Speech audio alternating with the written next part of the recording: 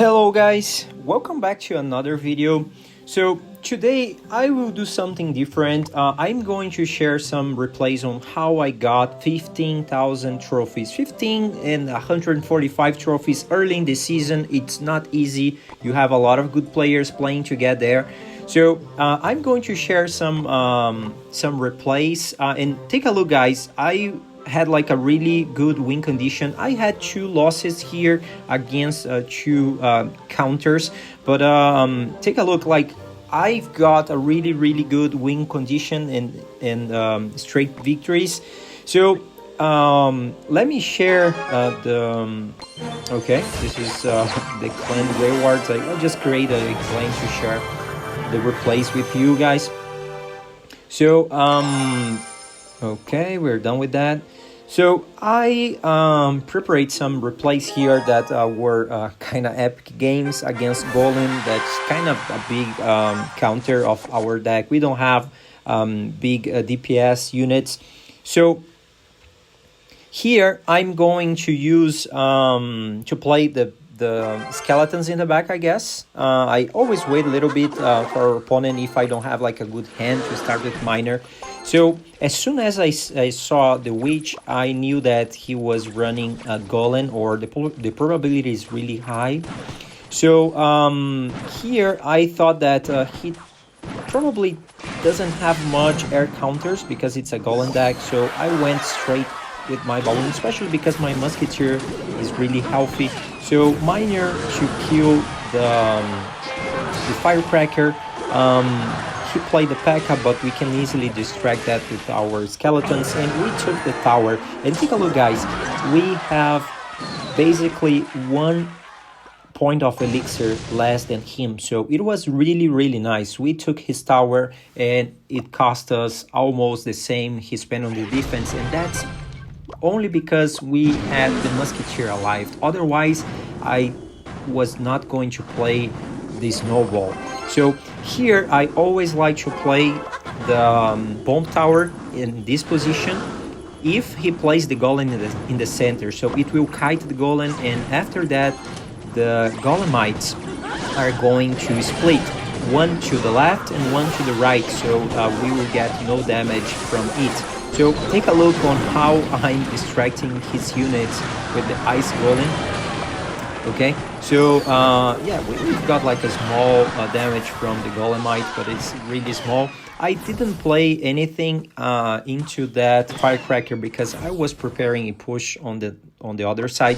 So I went with balloon in the back because I had the evil musketeer. So I was expecting to gain some value, but he played the golem right away. So here I think I made like a small mistake. I should have waited, not playing the miner, because I was really low in elixir right now.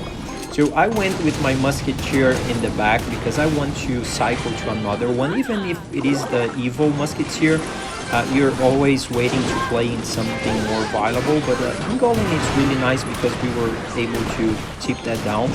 So here I was distracting all the units, really nice. And take a look, guys, how clean that defense was.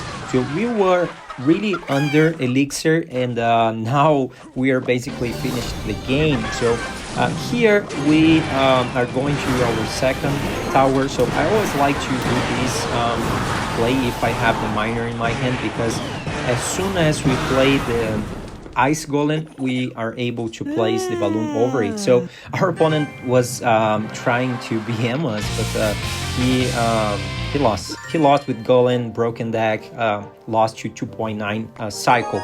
So we play much better than him. So let's go to the next match. So we are playing here against Dries.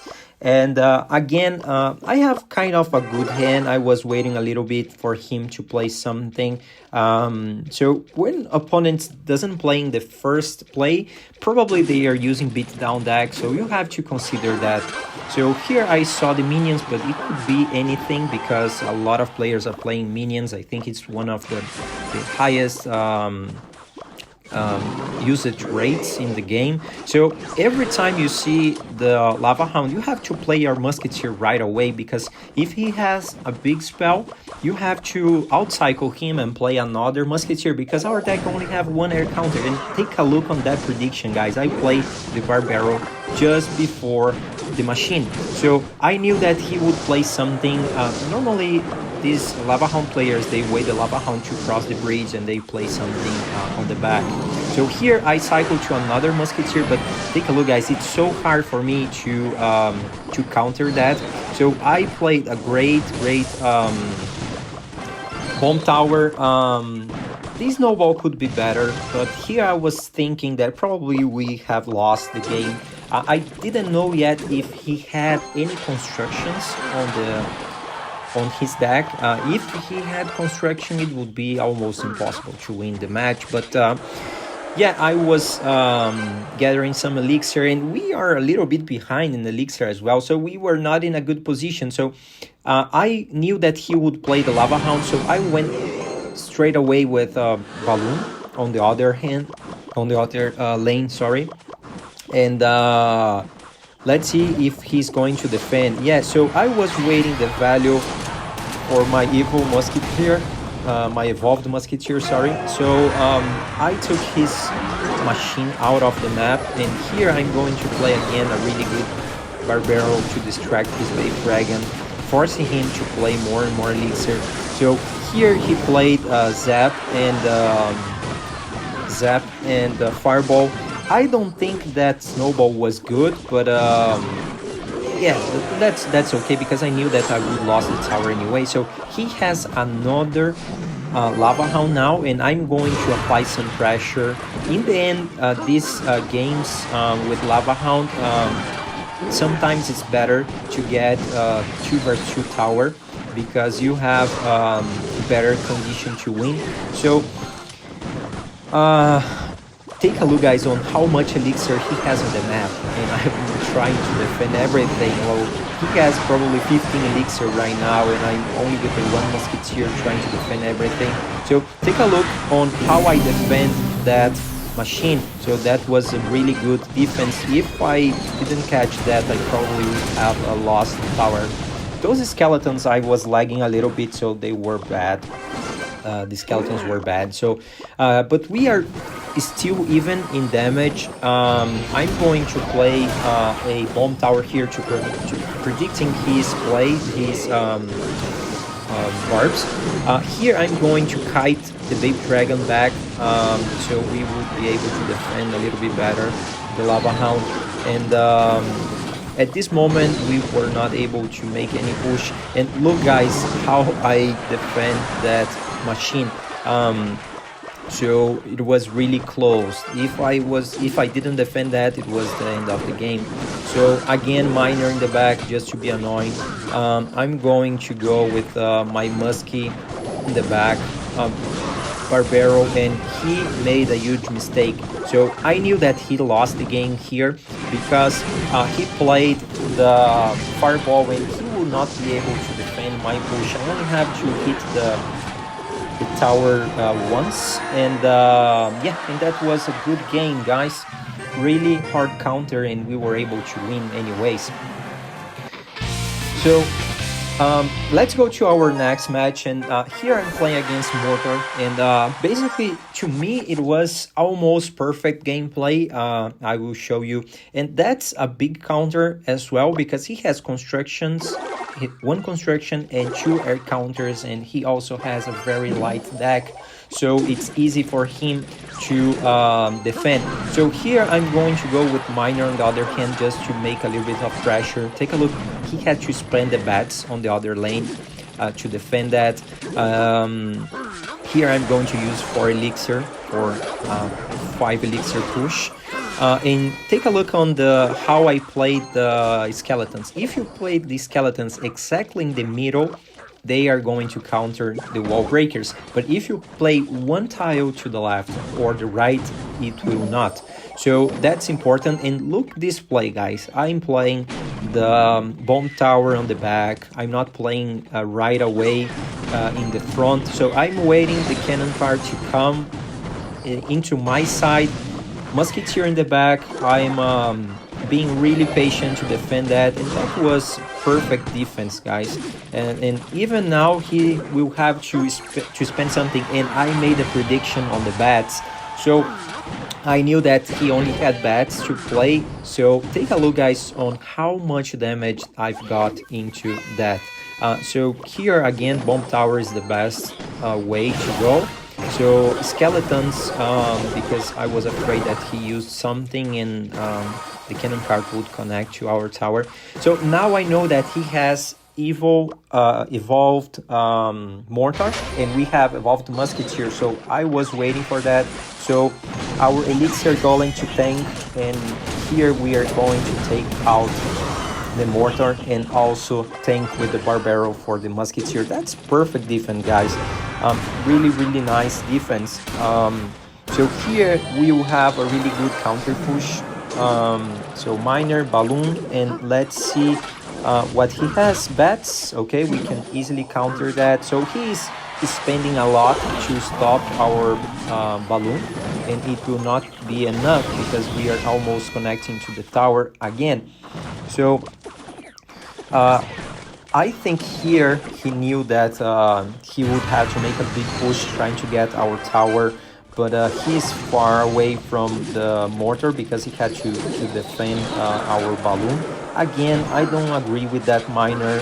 He spent like a 5 elixir to kill our musketeer, and there I only need to wait a little bit to finish with a snowball. So musketeer in the back again. We have a really good defense set. Skeletons, and we finished the game. So that was perfect gameplay against this mortar deck with a 2.9 balloon. Okay, so our last match is going to be against Goblin Giant. I didn't know when I start playing, but I knew something bad would happen because I saw that type of tower. So when you see this type of tower, you have two ways to see it. On the good side, because the defense is really bad. If you play a miner and if he ignores the miner, it's going to be 600, 700 damage into the tower. But also it means that our opponent is playing with a very toxic deck. So here it's the deck that we hate, the Goblin Giant with Goblin Machine, P.E.K.K.A, and he had an extra that was the Empress Spirit, or the Spirit Empress or something like that. So that's a really strong card. So here I'm going to use the Ice Golem to kite everything, Miner to apply a little bit of pressure, and here I place the Musketeer and the Bomb Tower away from each other just to prevent any type of big spell, but he didn't have any big spell at all. So here I think I let it go, and I'm going to go for a big push. No, in fact I'm going to defend because I didn't have the bomb tower right away, so I had to cycle back really fast. It was not like a really good defense, but he gave me value with that bomber, so it was a great defense in the end. We are only one elixir or half elixir behind from him, so I knew that he would play something big on the back, so I went to Balloon right away on the other tower, on the strong tower, because he's not expecting that. So now he has a decision: try to stop my push or try to support his. So here I almost killed the Spirit Empress, and now Bomb Tower on the other lane is Snowball to kill the Spirit Empress. Two Musketeer, even if the pack are hitting the tower, I knew that two Musketeer would be really good against this troop, so I was not worried about that. So we still have 1000 and we can make a big balloon push right now that he will not be able to stop. Only with 13 seconds left, my idea here is to force him to defend, not even take his tower, but it's always nice to take extra power in race. So guys, please remember to like and to subscribe to our channel. That will help me a lot, and see you in the next video. Bye.